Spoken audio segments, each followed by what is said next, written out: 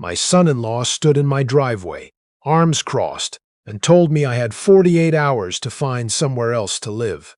My daughter stood behind him and said nothing. 3 weeks later, I was sitting on a patio in Victoria with a cold beer and a certified check for $412,000, and they were calling me from a number I didn't recognize because I'd blocked both of theirs. I'd been up at the cabin near Kalamalka Lake for 10 days when it happened. Wally weren't biting the way I'd hoped, but I didn't care much. After 31 years running electrical on commercial builds across the Okanagan, I'd earned the right to sit in an aluminum chair and watch the water do nothing. My knees didn't appreciate the damp, but my mind did. That's what I was there for. I drove back on a Sunday afternoon, windows down, country station out of Kelowna, fading in and out. The house came into view just after 4 o'clock, and I knew something was wrong before I even turned into the street. There were boxes on the lawn, 6, maybe 7 of them, stacked unevenly near the edge of the driveway. Some had tipped over. One had split open along the bottom. I sat in the truck for a moment, engine running, trying to make sense of what I was seeing. The maple I'd planted the spring after my wife passed was still there, grown thick now, casting shade over the front walk. The house looked the same, but those boxes didn't belong outside. I turned off the ignition and walked over slowly. The first thing I recognized was the wooden clock my wife's mother had brought from Nova Scotia. It was lying on its side in the grass, the glass face cracked clean across. Next to it, a shoebox full of papers, some of them fluttering loose in the breeze. Letters, old ones. Her handwriting on the envelopes. I picked one up. My wife had written it to me during a stretch in 1987 when I was doing a contract job in Fort McMurray, and she was back home with our daughter, who was barely 2 at the time. I hadn't read it in years. I didn't read it now. I just held it and felt something shift in my chest that I couldn't name. My tools were there too. 40 years of hand tools I'd accumulated one at a time, wrapped in rags or tucked into worn leather pouches. A spirit level I'd used on 300 jobs. A set of combination wrenches my foreman had given me when I made journeyman. They were in a bin bag that someone had knotted at the top, like yard sale leftovers.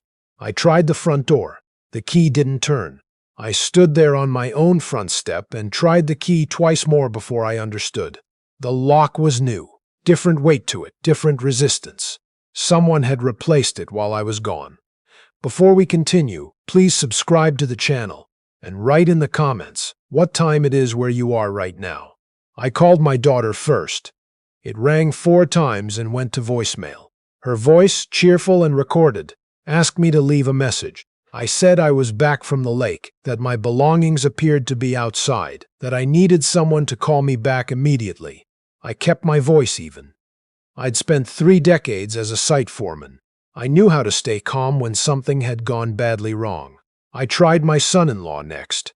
He picked up on the second ring. His name is Gareth. He's the kind of man who always sounds slightly impatient, like the conversation he's already in is interrupting something more important. We'd never been close. My daughter met him at a conference in Calgary about 8 years ago, married him 18 months later, and I'd done my best to make peace with the fact that he treated everything in his life, including people, like assets to be managed. "Hugh," he said, "not Dad. Never Dad. Always Hugh." I asked him what was going on, why my things were outside, why the lock had been changed. He exhaled slowly. "We've talked about this. We hadn't talked about anything. I'd been at the lake for 10 days. Your daughter and I have been thinking about this for a while," he said. "The house works better for us as a family space, now that the kids are getting older. You've been a great help, Hugh. You really have. But it's time for the next chapter." The next chapter. I was 64 years old, standing outside a house I'd owned for 22 years, and my son-in-law was talking to me about chapters.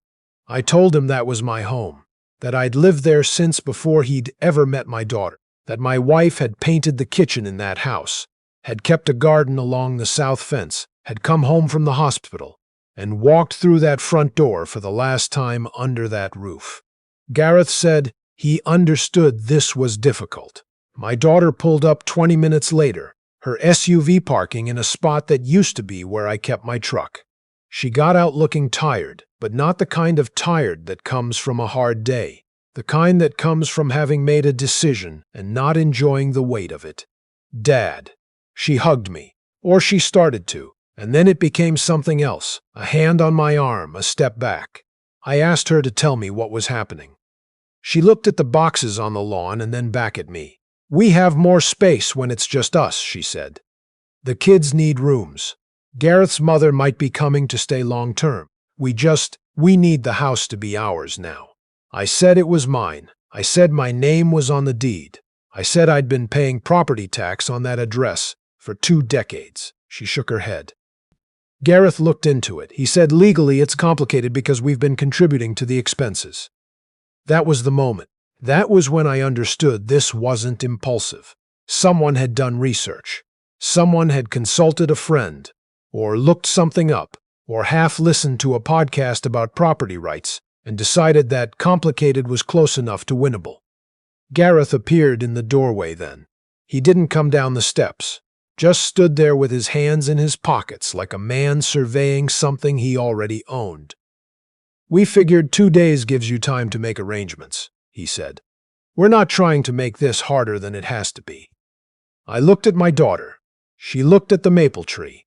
I didn't raise my voice. I didn't beg. I've never begged for anything in my life, and I wasn't going to start on my own front walk. I told them I'd be in touch with a lawyer on Monday morning, and I walked back to my truck, and I drove away. I found a motel out on the highway, one of those places that rents by the week and has a vending machine that takes loonies. The room smelled like industrial cleaner and someone else's laundry. I sat on the edge of the bed and looked at the wooden clock I'd rescued from the lawn. The crack in the glass ran right across the face, splitting the 12 from the 6.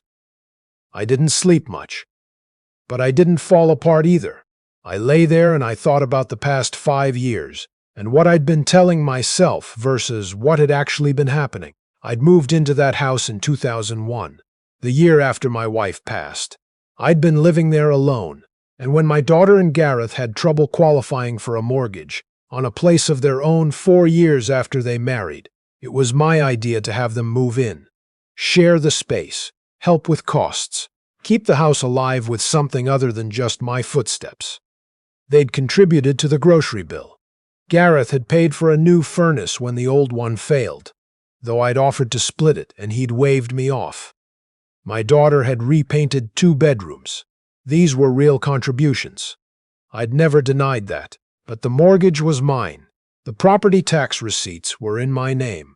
I'd signed for that house in 1999, and I'd been the one the city sent letters to every January. What they'd built in that house was a home. What I held was the title. Monday morning I drove into Kelowna and found a real estate lawyer named Sinclair who had a slot at 9:30. She was in her late 50s, practical in the way that people who've spent decades untangling other people's messes tend to get. I spread the documents across her desk. Title deed, property tax statements going back 6 years. The original purchase agreement from 1999. Insurance papers in my name. She looked through them carefully, made a few notes, and then looked up. Mr. Callahan, she said, you are the registered owner of this property. There is no joint tenancy, no co-ownership agreement, no legal instrument that gives your son-in-law or your daughter any claim to the title. I'd known it intellectually since the night before, but hearing it said out loud by a professional in a clean office with certificates on the wall landed differently. She explained what Gareth had likely found, that long-term cohabitation could, in some narrow circumstances, give rise to claims around unjust enrichment or proprietary estoppel under BC family property law. But those claims required going to court, required demonstrating specific contributions tied to expectations of ownership, and were far from guaranteed. In the meantime, I had the right to recover possession of my property immediately. They changed the locks, I said. She nodded. That's trespass. And given that they've also removed or disturbed your personal belongings, you have more than one avenue here. I left her office with a folder of copies and the name of a sheriff's enforcement contact in case I needed it. I also left with the name of a realtor she trusted, a man named Alec who worked residential sales across the Okanagan and was, she said, the kind of person who moved quickly when a seller was motivated. I called him from the parking lot. Alec met me that afternoon. Tall guy, unhurried in the way that good salespeople can be because they don't need to chase you. I told him I wanted the property listed as soon as possible. He asked about the current occupants. They'll need to vacate, I said. I'll handle that process. I just need to know how fast you can move. He looked at the address on the documents I'd brought. That's a good street, good lot size. Market's softer than it was 2 years ago, but you'll get solid interest. How does end of week for listing sound? I said end of week sounded fine. I spent 2 days at the motel arranging things I should have arranged years ago. I got the enforcement letter prepared through my lawyer's office, formally notifying my daughter and Gareth that the property was mine, that they had no legal right to exclude me, and that they were required to vacate within 30 days or face further legal action. I also authorized Alec to begin photography and measurements that week, and to coordinate access with the current occupants, or, if they refused, through the appropriate channels. I did not call my daughter. I did not call Gareth. They called me. The first call came Tuesday evening from my daughter's number. I let it go to voicemail. She said she'd received a letter and asked me to call her back, that they needed to talk, that she was sure they could work something out. Her voice had a quality I hadn't heard from her in years. Not anger, not the brisk efficiency she'd adopted from Gareth. Something younger than that. Gareth called from his own number, which surprised me. He didn't usually make personal calls when he could send my daughter instead. His message was brief. He said the letter was unnecessary, that there had clearly been a miscommunication, and that he'd like to discuss the situation calmly and rationally. I've been calm and rational my entire adult life. I was calm and rational standing on my own front step, while my son-in-law told me it was time for the next chapter. I was calm and rational loading my wife's letters back into a shoebox in a motel parking lot. I had no particular need to demonstrate those qualities at Gareth's request. I flew to Vancouver Island Thursday morning. A college friend of mine from way back, a man named Everett who'd been trying to get me out to the coast for years, had a spare room and a barbecue, and absolutely no interest in anyone else's family drama. I told him I needed a week or two to let some things settle. He said the salmon were running and he knew a spot. I turned off my phone on the plane. When I turned it back on Saturday morning, there were 31 missed calls. My daughter, Gareth, a number I didn't recognize that called 6 times, which I later learned was Gareth's brother, apparently recruited as a mediator. 2 voicemails from Alec, professional and brief, letting me know the listing was live and they'd had strong interest from the first open house. The calls from my daughter changed tone across the span of 3 days. The first ones were careful, measured, we need to talk. I'm sure we misunderstood each other. By day 3, the careful was gone. She left a message that lasted 4 minutes. She said she couldn't believe I would do this to my grandchildren, that the kids had grown up in that house, that I was being vindictive. I listened to it twice, then I deleted it. I thought about my wife, about what she would have made of all this. She'd been a practical woman, the kind who could see clearly through the version of events people told themselves. She'd have understood that my daughter was not entirely wrong. The kids had grown up in that house, and they were innocent of everything. But she'd also have understood that none of that changes who holds the title. None of that changes what happened on that driveway. Everett and I drove out to a spot near Sook and spent 2 days catching nothing much and talking about old times. His wife made fish chowder that first evening, and the 3 of us sat on the back deck until it got dark. I hadn't felt like a guest in someone's home in a long time. I'd forgotten what that felt like when the welcome was genuine. Alec emailed me a week into my stay. A couple from West Kelowna, recently retired, empty nesters, looking to downsize into something they could lock up and leave when they went to see the grandkids. They'd seen the house at the first open house and come back a second time. They were pre-approved. They wanted to make an offer. I called him from Everett's kitchen. "How serious?" I asked. "Very. They came in 5,000 under asking. I think they'll meet you at price if you hold." "Hold," he called back that afternoon. They came up. Full asking price. 30-day completion. No subjects beyond a home inspection that they expected to be routine. I authorized him to accept. I flew back to Kelowna on a Thursday. I hadn't told anyone I was coming. My daughter and Gareth were in the driveway when I pulled up in the rental car. I didn't know if someone had tipped them off, or if it was coincidence. But they were both there, and the look on Gareth's face when he saw me step out of the car was the most honest thing I'd ever seen from him. He looked like a man who had been very certain about something, and had recently become very uncertain. My daughter came toward me first. She looked like she hadn't slept properly in 2 weeks, which I suspected was true. "Dad." Her voice was different from the one on the voicemails. The careful version of her, the one that lived inside the life she'd built with Gareth, had been replaced by something rawer. "Please, just talk to us." I stopped about 10 feet from her. I said, "I remember standing in this exact driveway 3 weeks ago. You told me the house needed to be yours now. Do you remember what you said?" She looked at the ground. "You said the house works better as a family space." I kept my voice quiet. "I was standing next to boxes of your mother's letters, on my own property." Gareth stepped forward. "Hugh, I think if we'd had the chance to have this conversation properly." "You had 5 years," I said. "You had every conversation we needed to have." He started to say something about what they'd contributed to the household, about the furnace, about the years of shared expenses. I let him finish.